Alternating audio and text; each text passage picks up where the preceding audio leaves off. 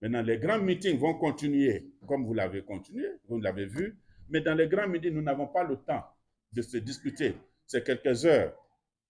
Les questions ne se posent pas et il n'y a pas de réponse. Mais avec le porte-à-porte, vous aurez comme des témoins de Jéhovah, hein, comme des évangélistes, comme ceux qui vont pour islamiser, vous aurez le temps de s'asseoir et discuter. Poser les questions, que chacun demande que ce débat se fasse pour les jours à venir. Et le dernier point, c'est comment voter. Beaucoup d'entre nous avaient voté pendant le référendum, mais combien d'entre nous connaissent aujourd'hui, je trouve, leur carte d'électeur?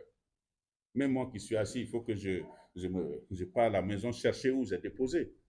Il faut que les gens déjà commencent à chercher leur carte d'électeur, à mettre à garder. S'ils n'en ont pas, s'ils ont perdu, qu'est-ce qu'il faut faire?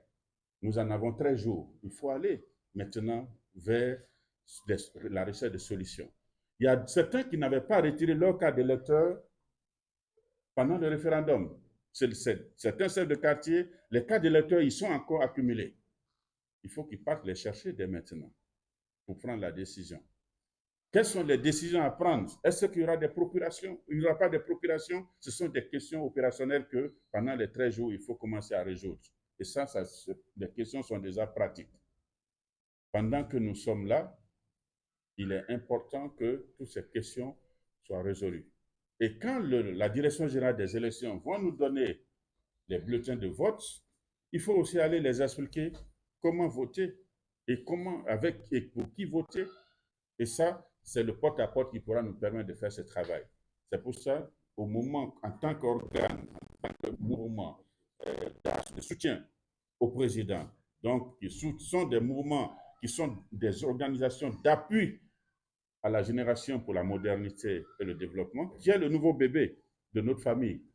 Parce que ses oncles sont les associations, ses frères sont les associations qui sont là depuis le 5. Ces associations-là sont eux qui sont en train de consolider la génération pour la modernité et le développement. Et ils sont déjà sur le terrain. Ils connaissent le quartier. Ils connaissent les acteurs. Il faut que ces mouvements descendent dans le quartier pour pouvoir mobiliser leurs membres pour faire ce travail de fourmi au niveau pour le GMD. Ainsi, d'ici la fin peut-être des élections, le GMD aura déjà les muscles pour courir. Et après, à partir de là, nous allons continuer parce que c'est un grand mouvement qui est le GMD. C'est ce que nous voulons faire avec cette campagne qui commence. Nous allons donc, nous voulons profiter de vous pour qu'ensemble nous puissions ouvrir le débat dans les quartiers et que le débat soit franc et que les Guinéens puissent choisir de manière objective, au-delà évidemment de ce qui va se passer avec les meetings organisés par la direction de campagne. Le quartier, ça doit se transporter et vous aussi, vous devez nous aider à organiser ces débats.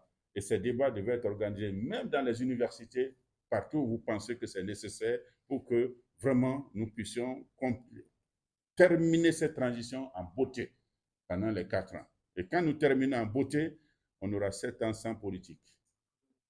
Parce que le président sera élu, nous aurons nos institutions en place et les futures élections, c'est dans 6 ans ou 7 ans.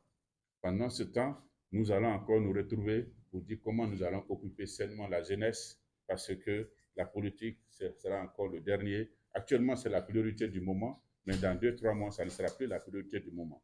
Il faudra aussi que tous ces débats arrivent pour que ce qui a commencé, les Guinéens se mettent au travail